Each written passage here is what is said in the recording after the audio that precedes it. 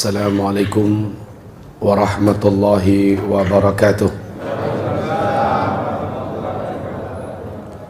Alhamdulillah, la hawla wa la quwata illa billah, wassalatu wassalam ala rasulillah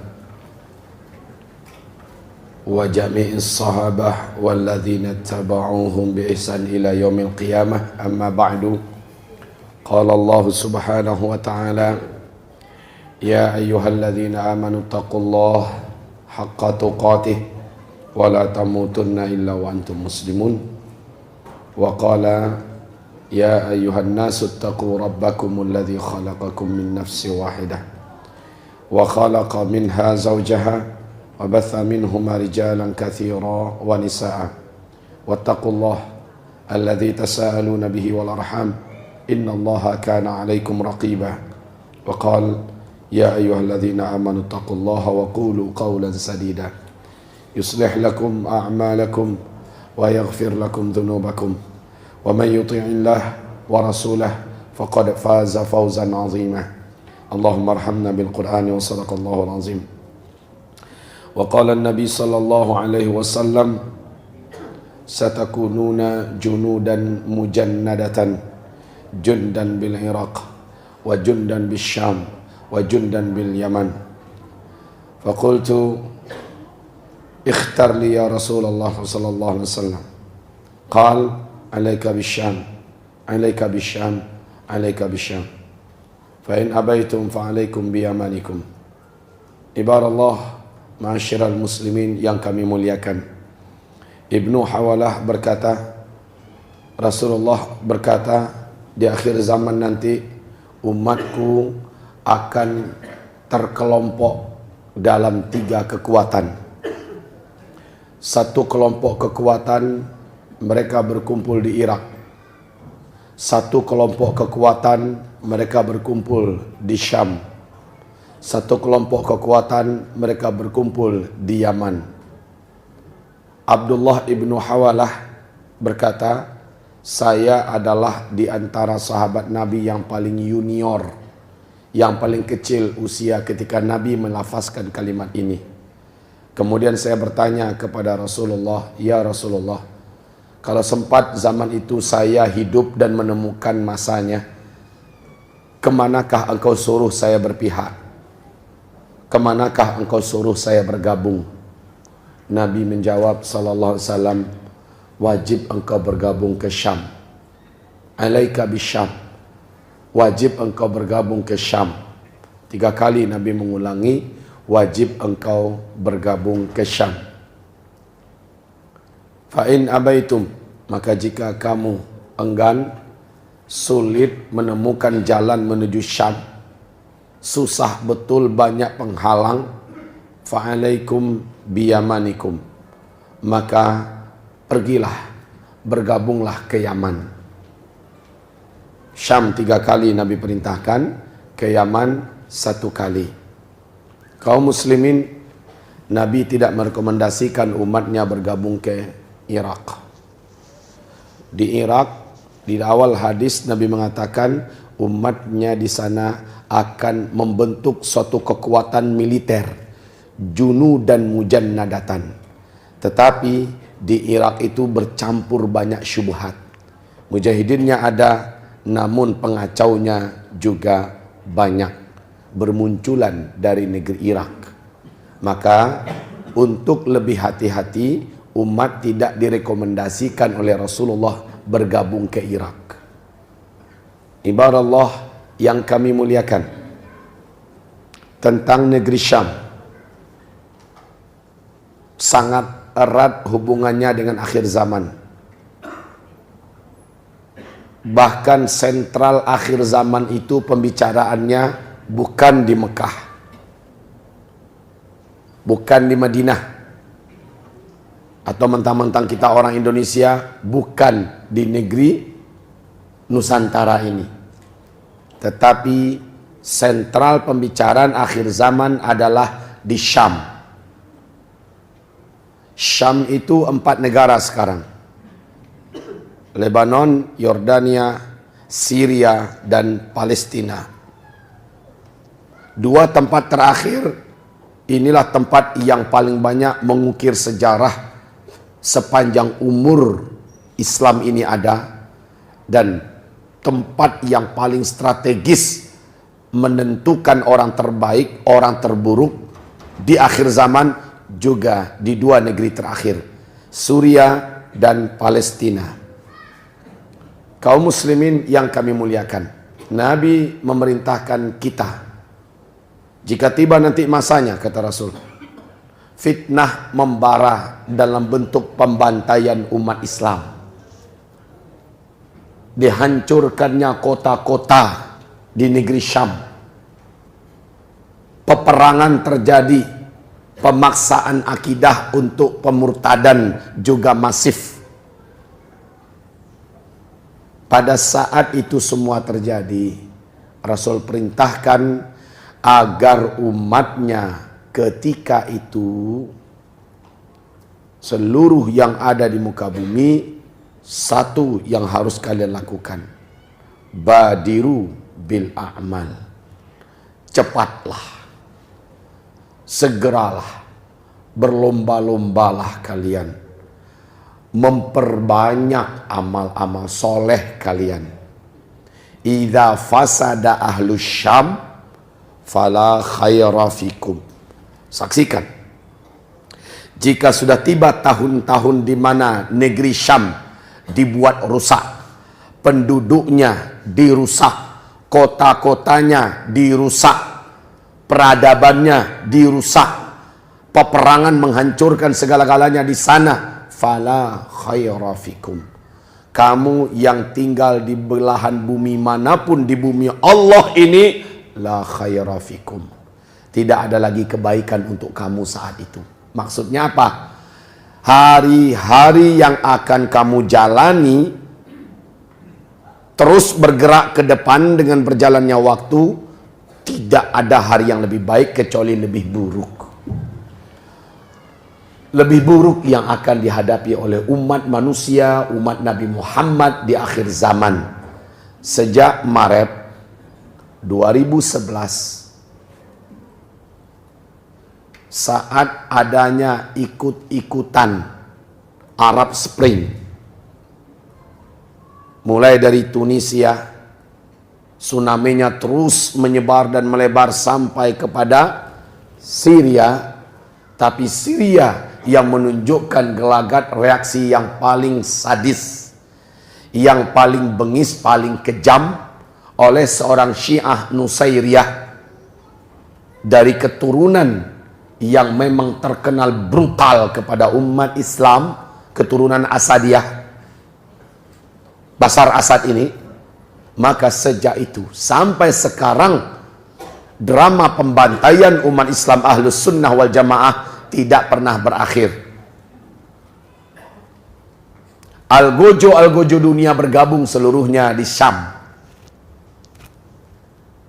dan mereka rata-rata memiliki akar akidah yang sama. Syiah memiliki akar akidah yang kakak beradik kandung sebenarnya dengan Cina, Rusia, dan mereka juga memiliki sejarah gelap kekejaman pembantaian untuk manusia yang hidup di muka bumi ini. Tayyib kaum muslimin yang kami muliakan, dan Nabi berkata, saat-saat hari-hari fitnah itu melanda Syam, orang yang terbaik imannya di muka bumi akan berangkat menuju Syam, kata Nabi. Subhanallah. Orang-orang yang imannya terbaik akan terpilih. Magnet negeri Syam sangat kuat menarik orang-orang beriman yang terbaik imannya. Dia akan berangkat menuju ke sana karena iman, dan dia berangkat dengan ilmu, bukan mengandalkan semangat. Kalau mengandalkan semangat bisa terjebak, masuk dalam kelompok-kelompok yang bisa-bisa membuat mereka tidak berada pada tempat yang benar. Justru nanti yang mereka bantai umat Islam sendiri, yang mereka lawan ulama-ulama sendiri, mujahid-mujahid sendiri. Maka berangkatnya orang ini punya iman, punya ilmu, bukan sembarangan. Bahkan orang selevel saya Mungkin menurut Allah saya ini terlalu kotor sehingga tidak layak untuk ada di negeri Syam. Orang yang berangkat ke negeri Syam, orang yang menurut Allah adalah khairu hadhil ummah, umat terbaik daripada umat yang hidup pada masa itu. Maka ini yang menyampaikan bukan Zulkifli Muhammad Ali, bukan Yusuf Al-Qardawi, bukan siapa-siapa yang hidup di bumi, tetapi Rasulullah Sallallahu Alaihi Wasallam. Orang yang terbaik dari umatku pada saat itu akan berbondong-bondong berangkat menuju ke sana. Udah tahu itu negeri perang, malah pergi ke sana. Ngapain? Jelas maksudnya. Yang dilawan siapa? Ternyata beruang merah, Uni Soviet mantan, yang sekarang disebut dengan Rusia. Ternyata seluruh kekuatan Syiah yang bergabung di sentral peperangan yang paling panas saat ini di muka bumi, di Syam. Seluruh Syiah yang ada dari Kuwait, seluruh Syiah yang ada dari Lebanon, Syiah yang ada dari Afghanistan, Syiah yang ada dari Iran, seluruhnya mengerahkan militer mereka, kekuatan persenjataan mereka, seluruh lobi-lobi mereka, dan apapun yang mereka miliki dalam rangka bergabung dengan Bashar Assad. Ditambah dengan bangsa yang memang terkenal hobi perang, yaitu Rusia. Dan sekarang di bawah kepemimpinan Donald Trump makin gila-gilaan, seolah kayak bersatu Barat dan Timur untuk berperang habisin umat Islam di sana. Maka yang bertahan di situ siapa? Yang mau pergi di kancah sumber kematian itu siapa? Jelas bukan orang sembarangan. Maka kalau ada dikatakan mereka teroris, yang mengatakan teroris ini tidak jauh beda dengan Fir'aun. Fir'aun lah yang menuduh Musa sebagai teroris. Betul tidak? Dalam surat Ghafir atau surat Al-Mu'min, apa kata Fir'aun? Dengan menggunakan media yang ada, Dharuni aktul Musa wal yadu'u rabbah. Biarkan aku membantai Musa, membunuh Musa, dan biarkan dia sendirian, jangan kalian bergabung dengannya, jangan kalian tolong Musa dengan apapun, jangan kalian tolong. Kenapa? Karena Musa itu ingin mengganti ideologi negeri dan negara kalian, atau ayyuzhira fil ardil fasad, atau Musa ingin membuat teror, membuat kerusakan di muka bumi ini. Fitnah Fir'aun pada Musa.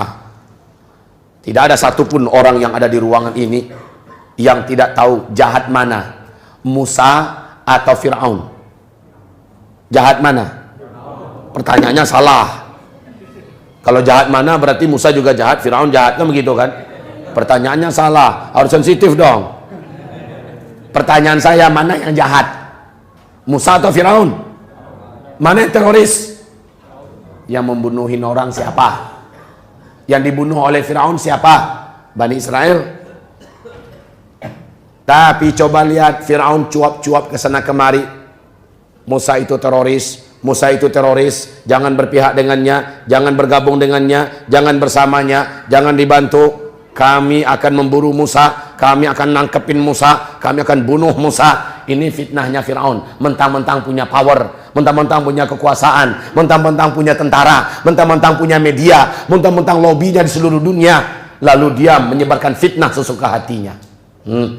Kayak gini nih gaya para penguasa sekaliber Fir'aun di muka bumi, nuduhin pembawa kebenaran sebagai biang onar kerusakan, pemecah belah, dan pengadu domba. Dianggap sebagai teroris yang meresahkan.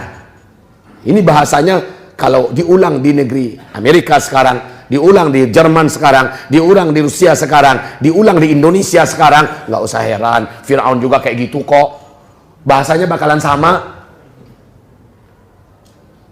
Kejahatan mereka sama. Qulubuhum, hati mereka itu sama, namanya aja yang beda. Kaum muslimin yang kami muliakan, jadi yang berangkat ke Syria hari ini untuk berperang di sana, untuk berperang loh ya, bukan yang seperti saudara kita. Mereka ini berani datang ke sana, nyabung nyawa juga walaupun nggak perang, tapi ngantarin belanja dari kita, ngantarin uang kantong kita, karena iman kita bantu mereka. Dan kita nggak tahu jalurnya, mereka berani nyabung nyawa. Jadi ketika mereka datang ke sana, mereka layak disebut mujahid nggak? Layak. Merasa? Ini salah seorang di antara kader saya di Kota Padang. Alhamdulillah dia jadi orang sekarang. Dulu orang juga. Maksud saya sudah mandiri. Dulu awal-awal hijrah kerja di lembaga ribawi. Alhamdulillah dengarkan kajian kita, kemudian beransur-ansur beliau hijrah, berani, dan alhamdulillah sudah mustad. Alhamdulillah. Kalau lihat tampilannya kalah saya. Barakallahu fih.